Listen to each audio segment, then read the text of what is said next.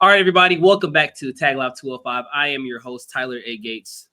Thank you for watching once again. As you guys may already know, once again, millions.co.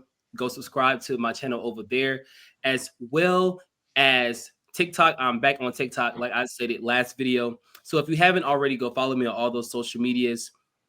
And to get into it, I'm not going to keep it long because this is a guest who, for me, has done a lot in terms of inspiring me to become a sports broadcaster or a sports analyst. When you talk about a pillar in sports broadcasting, the man in front of me today is probably the reason why a lot of people my age, a lot of young men and women, to be exact, and a lot of my friends in this industry, we mention your name a lot. We mention your name a lot when it comes to being inspired. Or even when I was on Wolf Radio, when we had the evening prowl, we would always discuss how Jay Harris and SportsCenter and SportsCenter AM, we would just always galvanize it. We would take bits and pieces from you and from SportsCenter alone and just try to make it our own. So we are very thankful. I'm very thankful, and going back to NABJ once again, Jay, where I met you, and we had great conversations. And to this day, I'm forever thankful for what you did, and it is impacting me so much. So Well, I I thank you. appreciate that. Thanks for making me cry first thing in the morning. I appreciate that. Yes, sir. Yes, sir.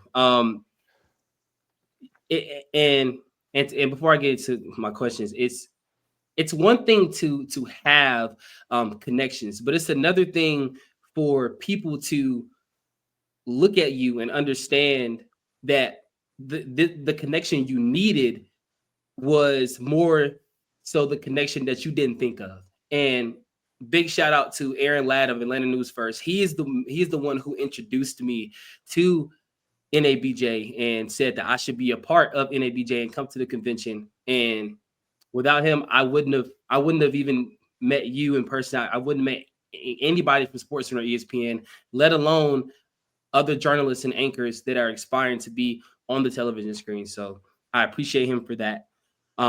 Me too. I appreciate him too. Yes, sir. Yes, sir.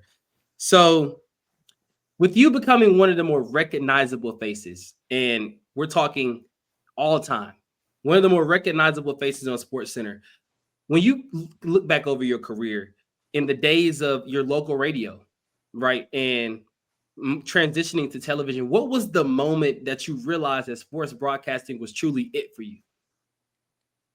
Um, yeah, I don't think I've realized that yet, honestly, because I don't look at it that way. I don't have an I've arrived moment or this is it moment. I really enjoy what I do every single day. Um, and I have no idea what the future will hold. I don't know if there will be other opportunities. I'm just enjoying the moment right now. And every time I get to hand my security badge to the guard at the gate and drive onto the campus of the four letters and do my job that I get to do every day. So I don't know if I can answer that question. I just don't look at it that way. Yeah. I don't want to limit myself that way and to allow myself to exhale like I've done something. I want to Right. keep doing it every day. Right. And that's the path I want to go down too, especially when we had our conversation. I told you how versatile I want to become, whether that was being a multimedia journalist, not only in sports but other news as well. Like I have a great uncle who used to work for Channel 2 in the 80s and 90s who only covered the weather. He only Channel covered two the where? weather, sir. Channel two where? Channel 2 here in Atlanta, WSB TV. Okay.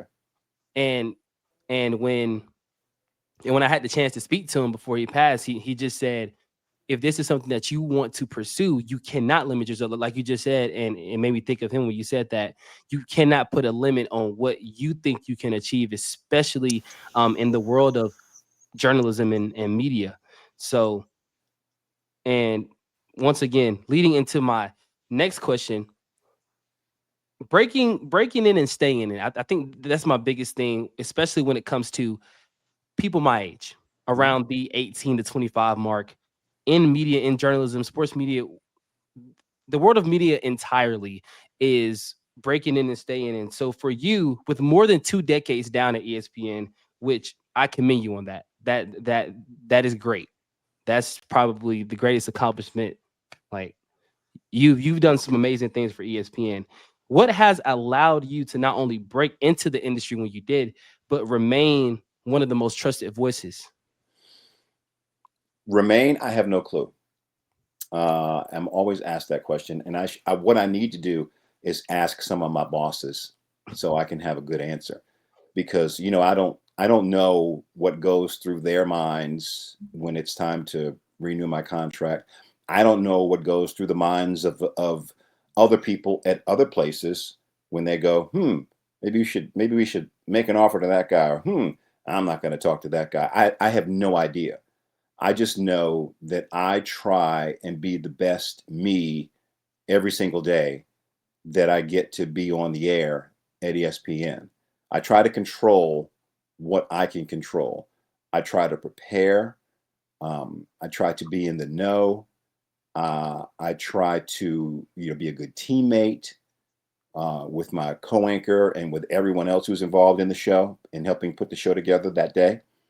Um, that's what I can control. I try to be a good teammate off the air. So maybe those things have mattered to the bosses, which is why I'm still here many, many years later. But I have to ask them specifically. As far as getting in, I knew what I wanted to do from the 11th grade. I always tell this story. I took a career test and I scored well in the area of interpersonal skills. And I looked at the jobs listed under those skills, and journalist was listed there. And Wow. I like to write. I was always a kid who could get up in front of class and talk. So that I decided that's what I wanted to be. Um, News opened up for me first, and I started down that road. And then ESPN opened up for me, and I crossed the road and I started down that road. But I learned that it's all the same road, that I'm a storyteller, whether whatever the story is. I came to ESPN from Pittsburgh, so I was doing news in Pittsburgh. So instead of telling stories about um, City Hall in Pittsburgh, now I get to tell specific stories about the Steelers and the Pirates and the Penguins at ESPN. I'm still telling stories. I'm still researching. I'm still writing. I'm still interviewing. I'm still doing the same skills that I did the very first day I started this at WRAP Radio back in Portsmouth, Virginia in 1989. The same skills. I'm just trying to improve those skills every day. I was talking to a class the other week, and I told them, being a storyteller is what you want to do. I don't want you to be a sports journalist. I don't want you to be a news journalist. I want you to be a storyteller, period. So mentally, you don't even start out limiting yourself thinking I'm just going down one lane. You should be able to tell a story about this water bottle. If you do a little research on it, and just to see if I could do it, I ended up writing a story about this water bottle, and I'll send it to you Yes, sir. when we're done, because I thought it was pretty good. Um, but yeah, you need to be a storyteller. And I know there's a long-winded answer for those two specific questions, and I apologize for that. Oh, you're good. But that's my answer to your questions. No, yeah, I appreciate that answer. Now, I feel like a lot of students get journalist and storyteller mixed up instead of looking at it from a perspective of when you watch TV and when you see different anchors, and when I see you, you tell stories, and that's what and that's what I said on with radio on one episode when we were discussing different anchors across the nation. I said one thing that stands out is that he tells a story with everything, and it helps me understand it better because not only you can talk about sports, anybody can talk about sports, but if you're not able to, like you said, tell a story about it and diverge different subjects into one, then that makes you more marketable. That makes you more accessible as well, but it also shows that you are multifaceted, multi-talented, and well-rounded in everything. And that's what I'm working towards. And I call that a memorable moment of my career, being at the Wolf Radio and being able to tell stories on the radio. When I was on the radio, I was a student host for the Evening Prowl and Wolf Sports. And when I would go in at 6 o'clock p.m., normally there was always a 1 minute wait. They always waited till 6:01 for some reason, and I decided to tell a story about that on why they didn't want to get started at 6:01. It didn't require research. It was just me knowing that this is interesting. But all those moments are memorable. And speaking of memorable moments, I want to ask you, what is one moment that has stuck out to you? Because you've covered everything, pretty much everything, and from from NFL to baseball to basketball to hockey. What has been the most memorable moment that has stuck with you, and why? Man, I don't have one. I mean, I have one, but I only have that because I get asked that question, and I've decided that this is going to be my answer. Because so many of the other ones, I don't remember. And I'll answer your question in a second.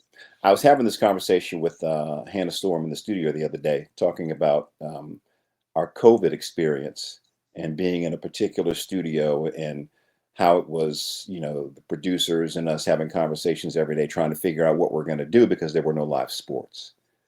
And, leaning very heavily into the Last Dance documentary, especially at the beginning. And just talking about all the different people that we just got to talk to because there wasn't a lot going on. We didn't have highlights. We had a lot of interviews. And she mentioned, yeah, and a lot of people, it felt like they died and became Yeah. stories on our watch. And we would talk to people that knew the person that had passed away. So there are so many, I say that to say there are so many stories and so many moments and so many interviews that just go in my head and out of my head. I wish I'd kept a diary of every day. I started it, then I stopped, and I punched myself because I didn't keep it up Wow. of all the people that we've talked to over the years and the different stories. Um, One that I talk about that I will never forget is July 4, 2009, when my buddy Mike Hill and I were getting ready to do SportsCenter on a Saturday. It was July 4th, and we were going to have a fun show. It was an hour show. And um, I'll make the story quicker. Our coordinating producer saw this story on this new thing called Twitter at the time that Titans quarterback Steve McNair had been killed. So fast forward to our fun July 4th show that was an hour long to a not very fun at all 2 hour show Wow. talking about Steve McNair. I'll never forget that day because it just shows you how news happens and how you have to adjust. You have to tone adjust. You have to mindset adjust. You have to everything adjust depending on the story. The other one is more fun. It was my birthday. I wish I remembered the year. I have to go back and look. It may have been '08 or '07 on my birthday. I was anchoring the 6 o'clock Sports Center with Brian Kenny. And then just this loud voice starts. We hear this someone singing "Happy Birthday" really loud and a little off key, but we didn't care. And it was Bill Walton Wow. walking onto the set in the middle of the show. It was Bill, once Bill walked onto the set, it became Bill's show. It didn't matter what we were doing at that moment. It was now Wow. Bill Walton SportsCenter with a cake, singing "Happy Birthday" to your boy. And it was just, we had a moment that he created, just being the nice man that he was. I miss him so. So I'll never ever forget that. That was a cool moment. But I feel bad, just narrowing it down to those two, because there are so many that Yeah. I wish I could tell you about. Yeah, and and for me to be so young that I am, 24 years of age, is to hear these stories that come from you. It makes me that more encouraged that there are going to be some up days, there are going to be some down days, but the your career, your career is what you make it. And you're gonna have some days where you're just enjoying it, but you're also gonna have some days where it's like, man, is this really for me? And I've had plenty of those days so far, and one thing, one thing that my family does, because they're my biggest supporter, is they say, keep going. Like we watch you, we trust you to tell us what's going on in the sports world. And some of those moments where they send me videos of me talking, whether that's on YouTube or um on the platform millions.co or on Wolf Radio, when they had the little camera sitting up top, and we were streaming the podcast, that it was one time, but that I made that one time matter. But it was just those things that just keep me going, and the advice I would give out to anybody is keep mastering your craft. Keep mastering your craft. But for young voices like myself, and young inspiring analysts or broadcasters or storytellers, what do you think are the 2 or 3 things that they should focus on? I sound like the old dude in the room when I answer this question, because it could be totally different, but I don't think so. I mean, I know social media has a lot to do with folks now, and followers and all that stuff. I get that part, the marketing part. But to me, if you can't write, okay, if you can't ask good interview questions, and if you can't take all of that and form it into a story, I don't care how many followers you have on social media, you're not going to succeed. You have to be able to do the job at hand. You can't fake it. You might be able to fake it for a minute or two, but after a few minutes, you're going to be exposed.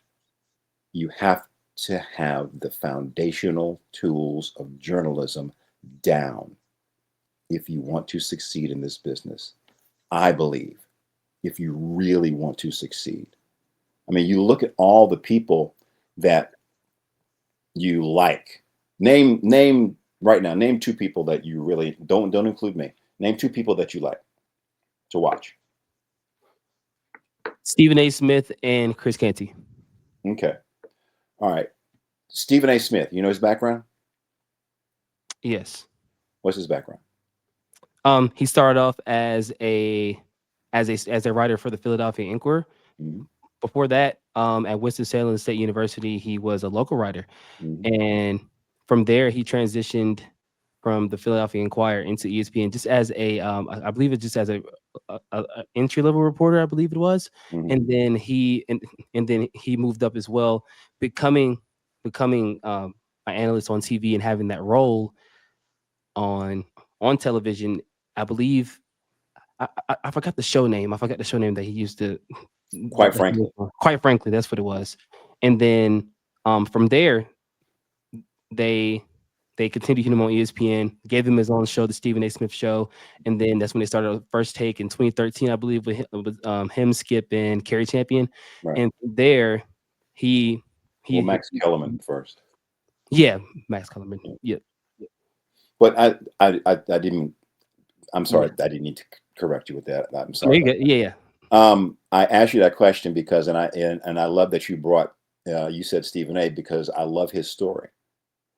At the foundation of his story, at the beginning of his story, The man was a daily reporter out on the beat doing journalism. He didn't roll out of his bed, put on a nice suit, and jump on First Take and just start talking about sports.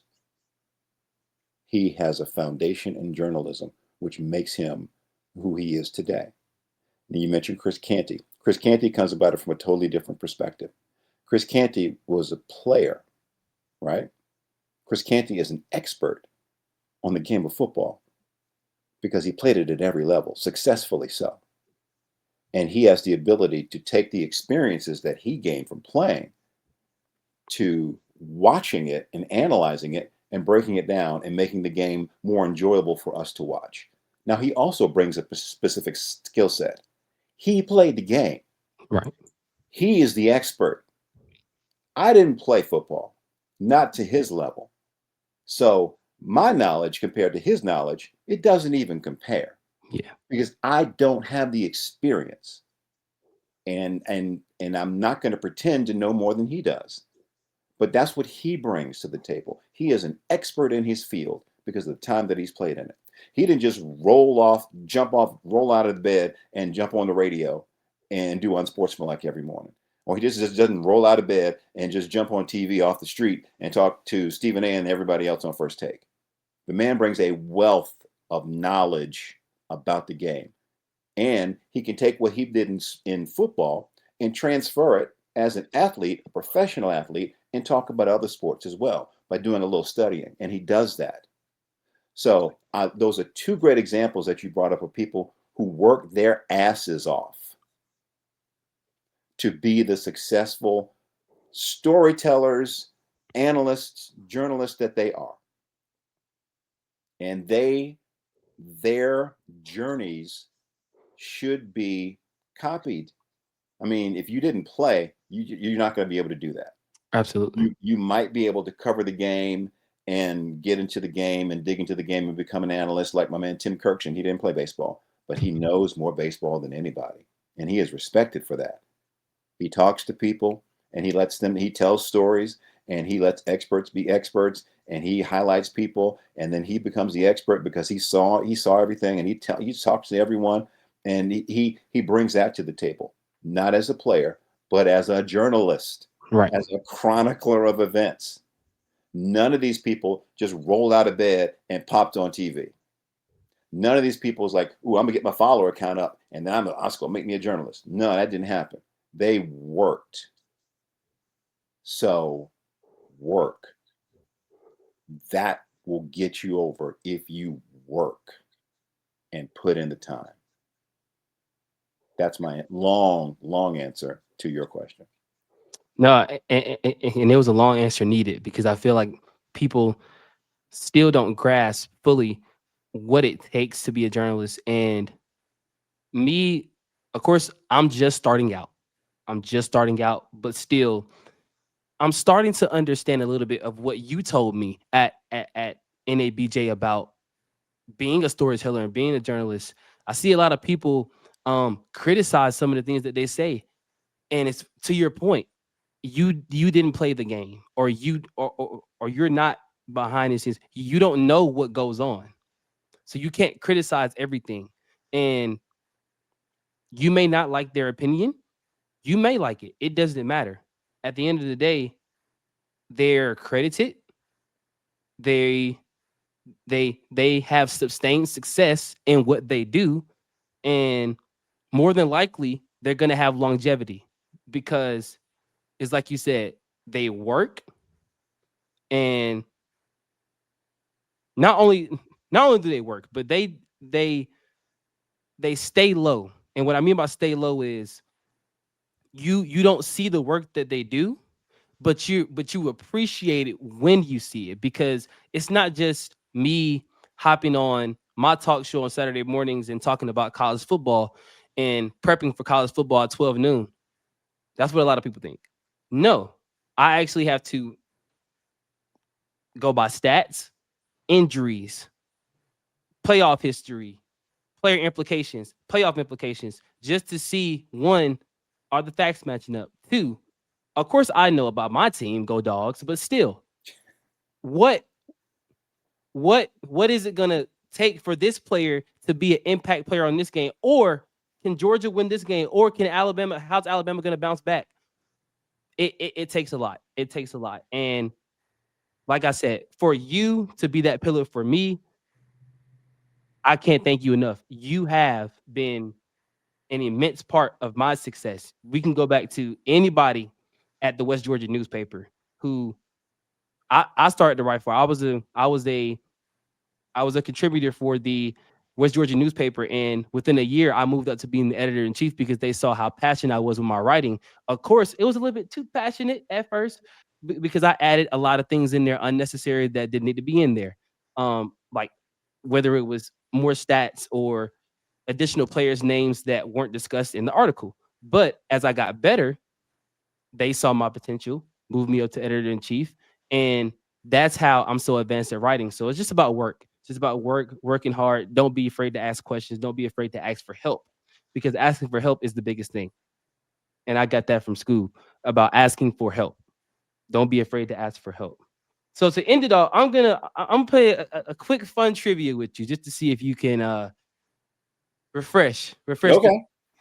We're gonna see if we refresh your memory. All right. All right, let's see. All right. You joined ESPN in 2003, correct? I did. For the audience out there, what major sports team won the NBA Finals that year that you debuted on SportsCenter? Oh God. Shucks. Man, I don't know. 2003. Who won the finals in 2003? I think that was 2004. Like the Pistons and Lakers was 2004. I don't remember. The Who was it? Spurs. The Spurs. Oh, well, that makes sense. Yeah. All right. David Robinson's last year. Tim Duncan was becoming the legend that he is. And the Spurs are going to be so good with Victor Wembanyama. They're going to be so great. I hate it as a Hawks fan, but they're going to be so great. They're going to be so great. Let me see. You still a Hawks fan? Yes, sir. Die hard. Falcons, Hawks, Bulldogs, Braves, everything. Yep. Bless your heart. All right. True or false? True or false? Hey, man, stop playing with the Hawks, man. That's my team. Stop saying stuff like that. Sorry, hey, man, it's okay.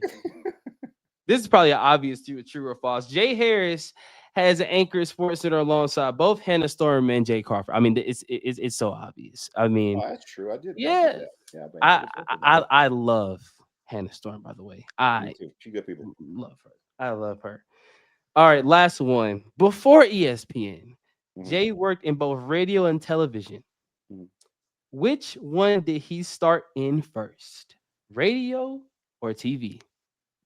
That's easy. It's radio. What? Radio. What? So, well, do you count school? Can I count college? Yeah. No. Well, then it was television. Well, no, then it was radio again. My freshman year, WODU at Old Dominion. Okay. So it was radio. Cool. And to kind of add on before we, how did you get that that radio thing or gig? I asked.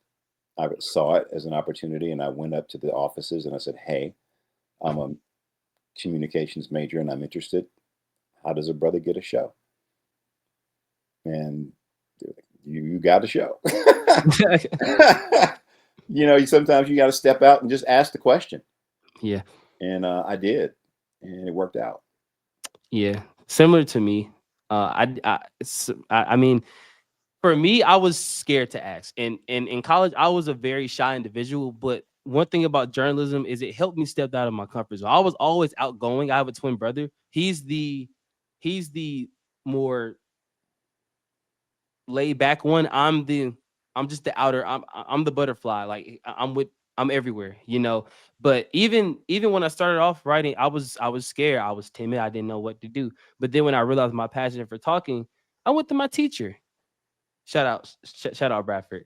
I went to my teacher and I was like, "Do you think I would be good on the radio?" And he was like, "I was waiting on you to come to me ask for that." I was like, "Really?"